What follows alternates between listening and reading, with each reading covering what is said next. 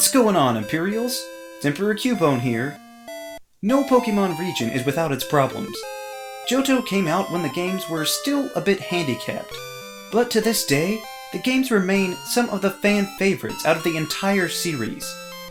Before we get into this, I'd just like to point out the purpose of these videos, because it seems some people misunderstand.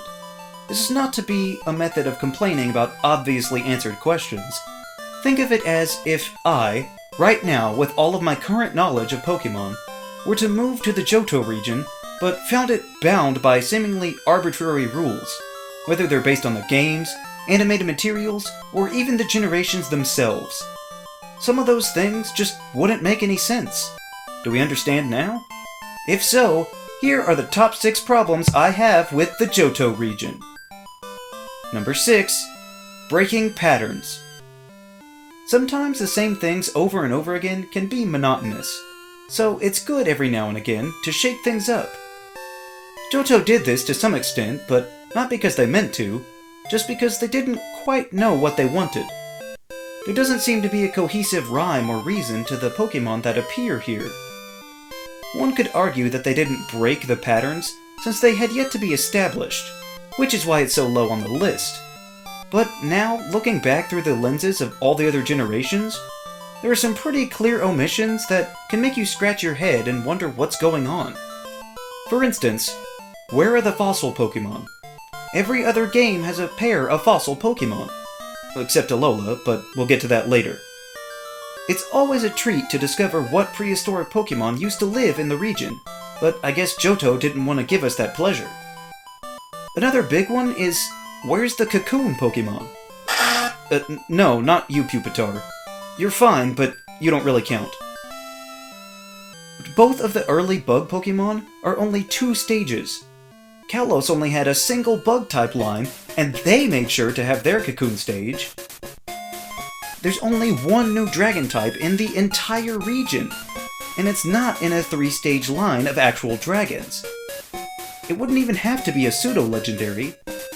There are of course others, and it wouldn't take much, but including more of what we'd expect would make the foreign land feel a bit more familiar to us.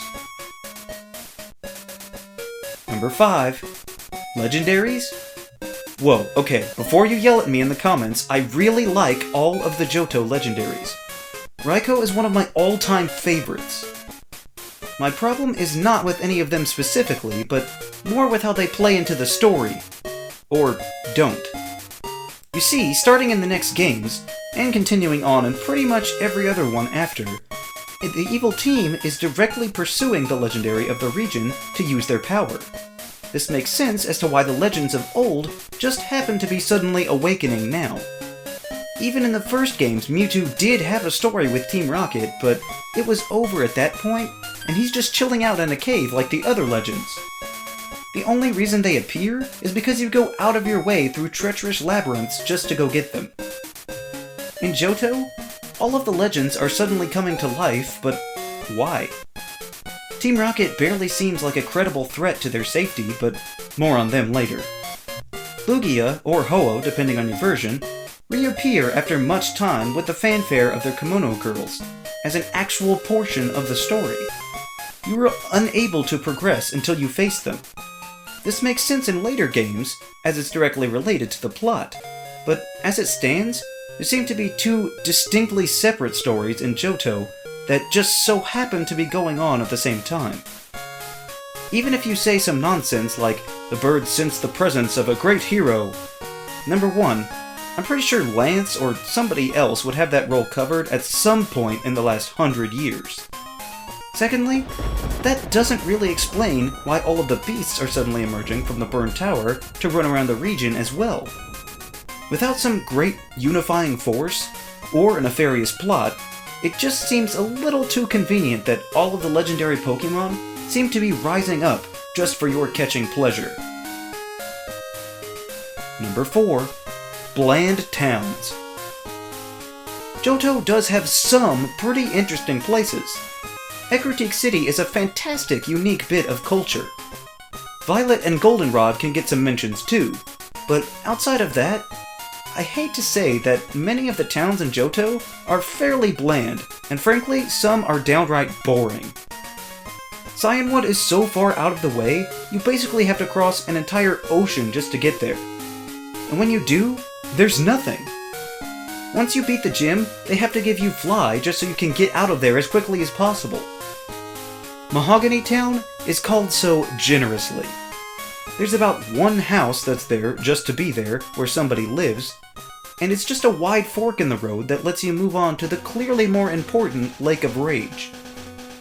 Even Blackthorn City, what should be one of the most impressive locations in the game, is just like any other random town along the way. Sure, it's got the Dragon's Den in the back, but it doesn't do anything to capitalize on that, opting not to have any decorations besides a couple of dead trees at the edge of town. Without specific charm for each location, they all become the same type of bland and begin to blend together, with their surroundings as the only hope for setting them apart. Number 3. Team Rocket? Team Rocket was a constant presence in the first games, and while woefully unchallenged, they eventually fall, which makes it a bit confusing when they show up a full 2 years later in another region. Were the majority of Team Rocket members in Johto when you fought them last time? I don't know why they'd be trying so hard to find Giovanni in another region, unless that one was their main focus all along. Sure, Team Plasma showed up 2 years later in Black and White 2, but that was at least in the same region. I get that they wanted another criminal element that you could beat up mercilessly without having to feel bad, but it didn't have to be the exact same team from last time. They've proven that in later games. You beat Giovanni so hard that he disbanded everyone, but I guess they just didn't listen? It's just kind of sad to see this broken remnant try and be relevant, when we've seen firsthand what they can accomplish when Giovanni is at the helm.